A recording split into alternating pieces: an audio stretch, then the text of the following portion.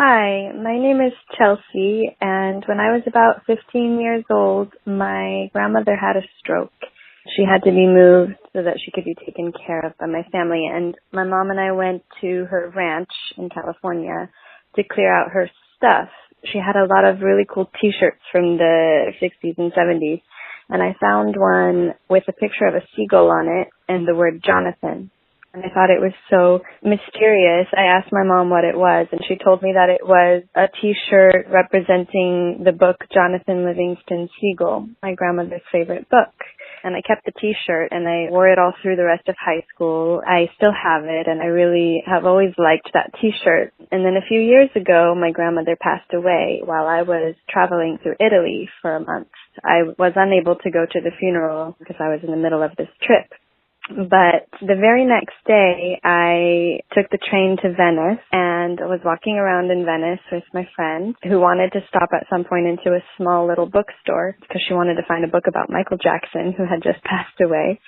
And I was looking around for books in English, and there was one small little bookshelf with books in English on it. Most of them were books about Michael Jackson, who had just passed away. It was a big deal.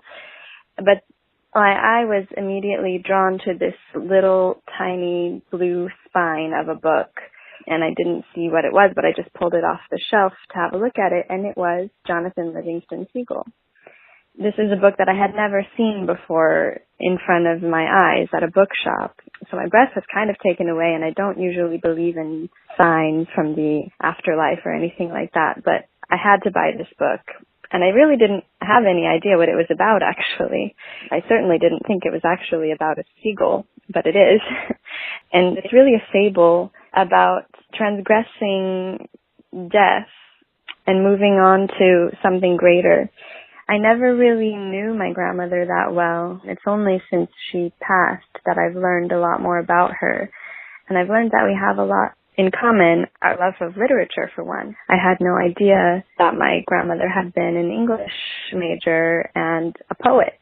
I myself am an English major and an aspiring writer. I also found out that my grandmother struggled with depression, which is something that I've struggled with as well. It just brings all the more meaning to this amazing thing that happened in finding this book on this small little bookshelf in this small little shop in Venice the day after my grandmother passed away.